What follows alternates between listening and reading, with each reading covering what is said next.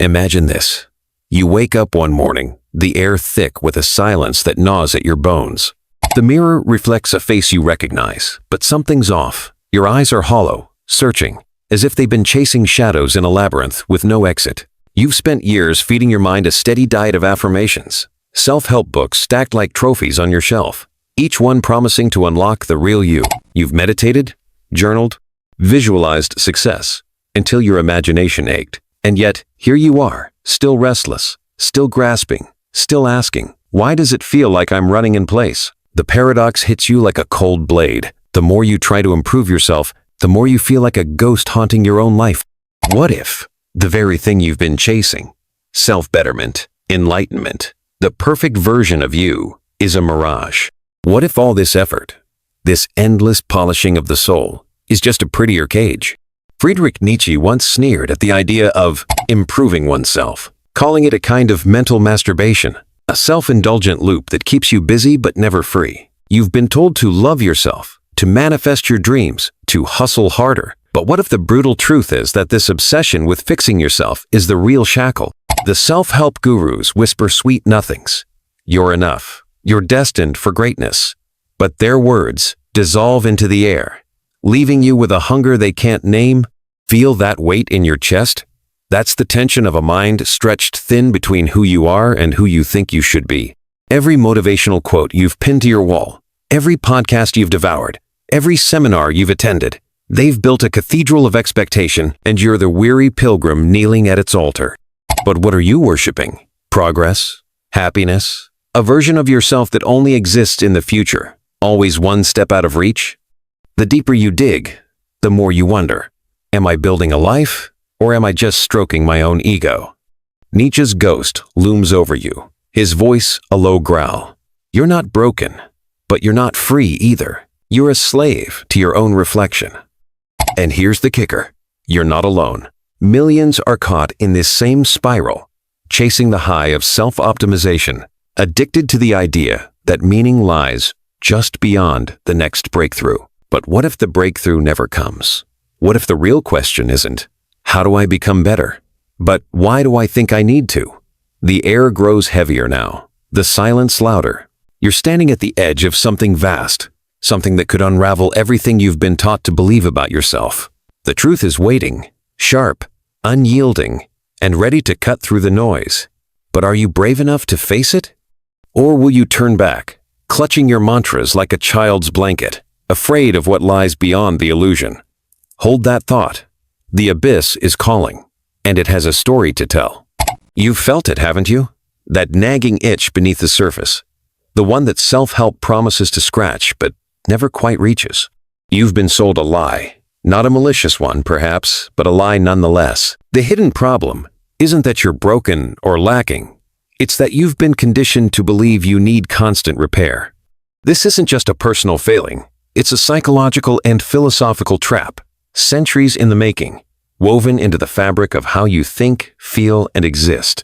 The roots run deep, twisting through the minds of men like Nietzsche, Jung, and Schopenhauer, who saw the human soul not as a project to be perfected, but as a battlefield of warring impulses. Let's start with Nietzsche. He didn't just scoff at self-improvement that despised it.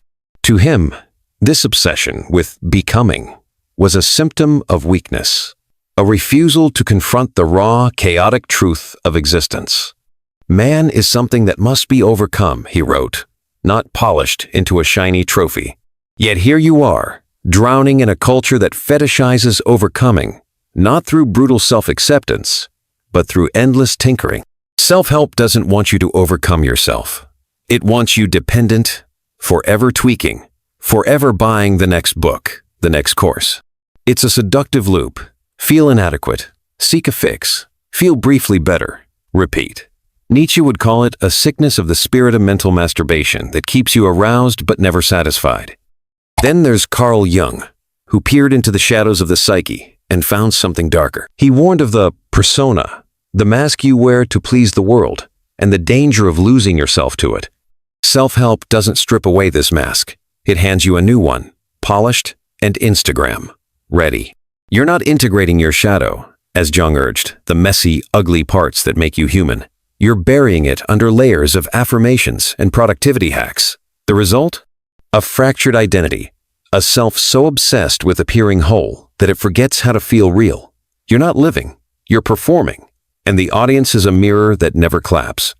Schopenhauer takes it further, his pessimism a cold slap to the face. He saw life as a pendulum swinging between boredom and suffering, with desire as the cruel engine driving it all. Self-help feeds that engine, dangling happiness like a carrot you'll never bite. You chase it because you've been taught that stillness is failure, that discontent is a flaw to fix rather than a signal to heed. But what if discontent is the point? What if this restless striving isn't a path to meaning but a distraction from it? The philosophers knew this. The human condition isn't a puzzle to solve, it's a tension to endure. Society amplifies this trap. You're bombarded with images of perfect lives, told that purpose is a product you can purchase. Capitalism thrives on your insecurity, turning existential hunger into a multi-billion-dollar industry. Psychologically, it's a masterstroke. Your brain's reward system lights up with every new breakthrough, releasing dopamine just enough to keep you hooked. But the crash always comes, doesn't it? That hollow ache when the high fades, when you realize the new you is just the old you with better branding. The tension builds now, a knot in your gut. This isn't just about you. It's about a world that profits from your unease, a mind that betrays itself, a soul that's forgotten how to rest. The consequences are creeping closer, silent and insidious, shaping your reality in ways you haven't yet seen. What happens when the treadmill stops? What happens when you look up and realize the race was rigged from the start? You're still running, aren't you? Even now, with the truth flickering at the edges of your mind, you feel the urge to scroll, to optimize, to escape that gnawing void. But pause. Look around. The unseen consequences of this self-help spiral aren't just personal. They're a quiet catastrophe reshaping your reality, your relationships, your very sense of being. They've been there all along, lurking beneath the surface, like cracks in a dam you didn't know was holding back a flood. And the water's rising. First, there's the toll on your mind. Neurologically, you're a junkie, addicted to the quick hits of validation that self-improvement dangles. Every goal achieved, every mantra recited, triggers a burst of dopamine, but it's fleeting. Your brain adapts, craving more, until the baseline of enough shifts further out of reach. Cognitive biases twist the knife. Confirmation bias convinces you the next book will fix you, while the sunk cost fallacy keeps you invested in a game you're losing. You don't notice the exhaustion, the way your thoughts loop tighter, narrower, until you're a prisoner of your own ambition. You're not sharper, you're brittle, one push from breaking. Then there's the erosion of your identity. You've spent so long chasing an idealized self that the real you, the flawed, messy, beautiful you, has become a stranger. Sartre would call this bad faith, a refusal to own your freedom by hiding behind a script someone else wrote. Every self-help platitude you swallow pulls you further from authenticity, turning you into a collage of borrowed ideals. You don't feel it day to day, but it's there. The quiet alienation, the sense that you're living someone else's life. Your emotions flatten.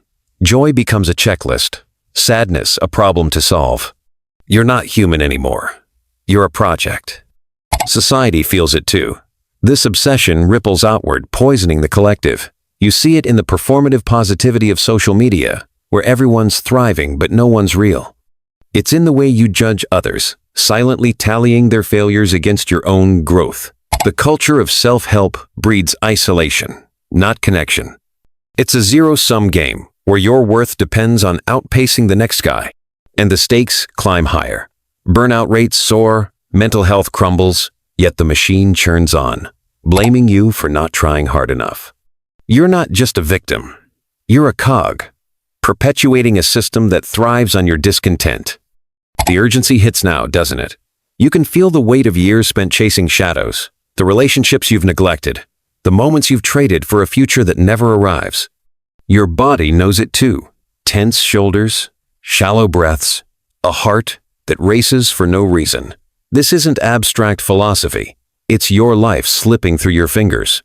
The trap is invisible because it's everywhere, woven into your habits, your language, your dreams.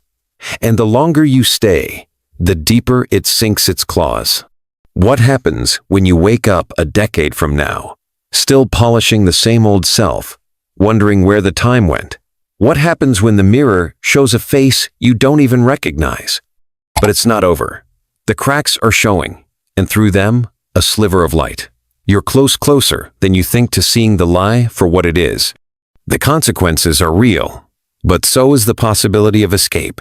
Something stirring inside you, a rebellion against the script, a hunger for something truer. Hold that feeling. It's about to ignite. You're standing at the precipice now, the ground trembling beneath your feet. The weight of the trap, the endless self-help spiral, presses against your chest. But there's a spark in you, a flicker of defiance. What if you stopped running? What if you tore the script to shreds and wrote your own? This isn't about tweaking your morning routine or reciting affirmations louder. It's a rebellion, a radical severing of the chains you didn't even know you wore. Nietzsche's voice echoes. Become who you are. Not who you're told to be. Not who you think you should be. But who you are raw, unpolished, alive. The first step is brutal honesty. Stop lying to yourself. Strip away the platitudes and face the void head on. You're not a project to be completed. You're a being flawed and finite. And that's not a flaw to fix, but a truth to embrace. Jung would urge you to dive into your shadow, not to banish it, but to dance with it. Ask yourself, what am I running from? The shame you bury? The fear of being ordinary? Sit with it. Feel the discomfort crawl under your skin. That's where the power begins. Not in escaping the dark, but in owning it. Next, reject the treadmill. Self-help thrives on the illusion of progress. But what if progress isn't the point? Schopenhauer saw it as a cycle of desire and disillusionment. Break the cycle. Quit chasing happiness like it's a prize at the finish line. It's not out there, and it never was. Try this. Do nothing. Sit still for an hour. No phone, no goals, just you and the silence. It'll feel like torture at first. Your mind will scream for a distraction, but that's the rebellion taking root. You're reclaiming your attention, your presence, from a world that demands you stay busy. History offers rebels to guide you. Take Diogenes, the Greek philosopher who lived in a barrel, mocking society's obsession with status. He didn't need self-improvement. He needed self-ownership. Or Viktor Frankl, who found meaning in a Nazi concentration camp, not by fixing himself, but by choosing how to face suffering. These weren't men who polished their egos. They shattered them, building something fiercer from the pieces. You can too. Start small. Say no to the next seminar. Burn the vision board. Walk away from the noise. Each refusal is a brick in a new foundation. The mindset shift is counterintuitive. Stop striving for greatness and start living for depth. Greatness is a carrot dangled by a culture that profits from your hunger. Depth is yours, untouchable. Ask yourself every day, am I feeling this moment or am I planning the next one? It's not about grand gestures. It's about the quiet courage to exist without a script. Your brain will resist. It's wired for goals, for dopamine hits. But push through. The reward isn't a high. It's a steady burn, a sense of sovereignty no one can take. Feel that shift?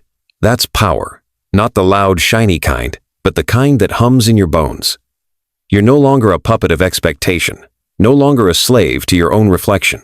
The rebellion isn't easy. It's a war against everything you've been taught. But with every step, the fog lifts. You're not fixing yourself. You're freeing yourself. And there's more waiting. A truth so sharp it'll cut through the last of the illusions. You're ready for it now, aren't you? The final piece is coming, and it's going to change everything.